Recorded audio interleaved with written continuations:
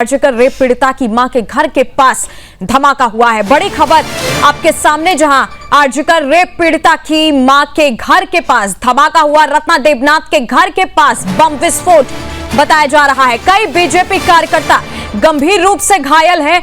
साथ ही शुवेंदु के पीए की हत्या के कुछ ही घंटों बाद यह धमाका हुआ है।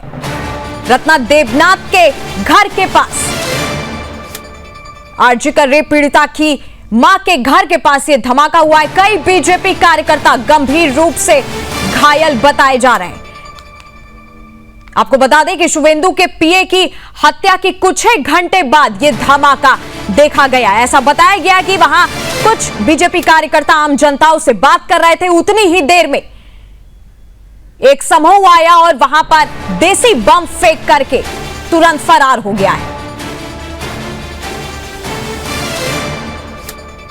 जहां पर यह धमाका हुआ वहां से कुछ ही देर की दूरी पर आर्जिकर रेप पीड़िता की मां का भी घर है, यानी कि रत्ना देवनाथ का, जिनको बीजेपी ने टिकट दिया था, जो पानीहाटी से जीत हासिल किया है, जिन्होंने कुछ ही दूरी पर रत्ना देवनाथ का घर था, वहां पर यह धमाका हुआ है। शुवेंदु के पीए की हत्या के कुछ ही घंटे बाद यह धमाका।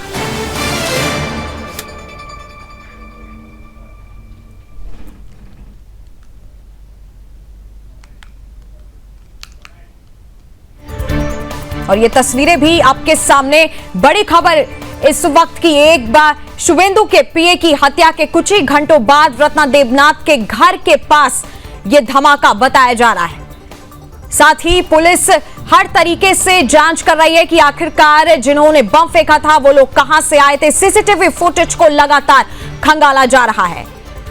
सेंट जेवियर्स के पास यह धमाका हुआ, वहां से कुछ ही दूरी पर आर्जिकर रेप पीड़िता की मां का घर था, यानी कि रत्ना देवनाथ के घर के पास ये बम विस्फोट बताया जा रहा है।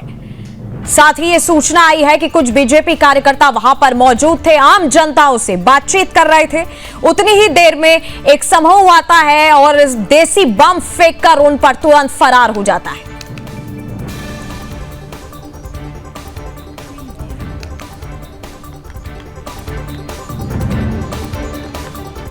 और इसी खबर पर मेरे साथ पश्चिम बंगाल से संगीता झा जोड़ेंगे, ब्यूरो चीफ। संगीता, ये जब पूरा धमाका हुआ है, एक तरीके से रत्ना देवनाथ के घर के पास बताया जा रहा है, क्या कुछ ताजा जानकारी है? क्या सुरक्षा वहां पे बढ़ा दी गई है?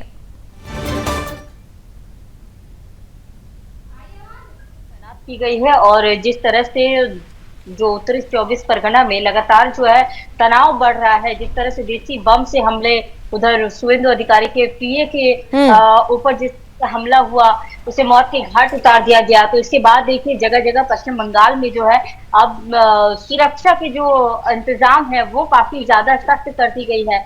स्थानीय पुलिस के अनुसार ये बताया जा रहा है, जिस तरह से रत्ना देवनाथ के यहाँ पर जो हमला हुआ, ये धमाका सेंट जेवियर्स इंस्टीट्यूट है, जो कि मेरे ठीक पीछे ही है, कुछ दूरी पर ही है, जहां पर ये बम विस्फोट की घटना हुई।